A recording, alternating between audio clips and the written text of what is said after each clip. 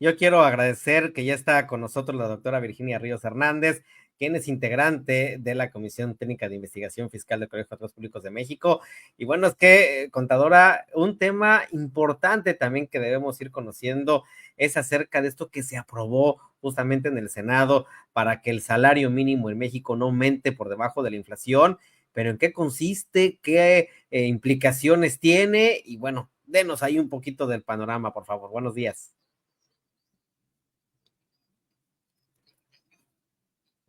Públicos de México y a una servidora. Pues sí, se aprobó que el salario mínimo ya en la Constitución se señale que no puede incrementarse en una proporción menor a la inflación.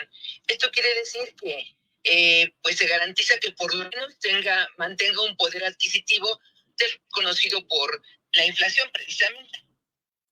Claro, y que en ese sentido, pues viene siendo algo positivo para el trabajador, pero también cómo lo toma también el sector empresarial en este aspecto, porque tiene que hacer otro tipo de esfuerzo también para lograr cumplir con todo ello.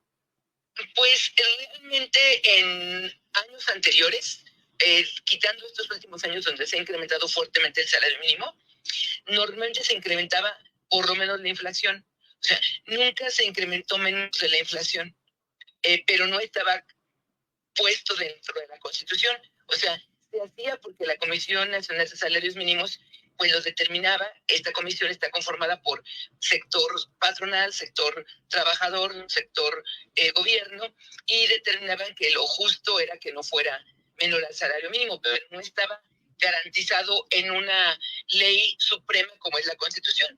Ahora que ya lo está, pues eso da mayor certeza jurídica a los trabajadores, y los empleadores pues definitivamente ya estaban conscientes de eso.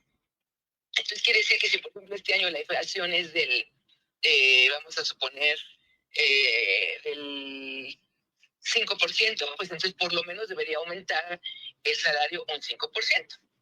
Y eso también de algún modo permite generar otro tipo de oportunidades también para la cuestión laboral, para la cuestión económica, pero para el bolsillo de muchos trabajadores, porque hoy en día todavía en algunos lugares no se respeta a detalle el tema del salario. Sí, y eso sí debe ser porque hoy por hoy siga presionándose y vigilándose por parte de la Secretaría del Trabajo el que los empleadores sí que sí paguen por lo menos el salario mínimo, evidentemente a los trabajadores pues de menor preparación, como siempre ha pasado, ¿verdad? Pero que no puedan pagar menos de ese importe, menos del salario mínimo. Así es, y bueno, sobre todo aquí porque viene otro factor.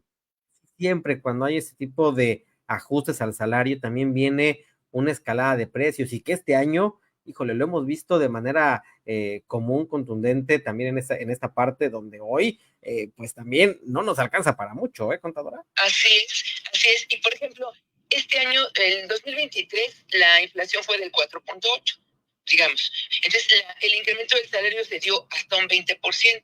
Entonces, pues realmente fue mucho, mucho por arriba del incremento de la inflación, el incremento del salario mínimo.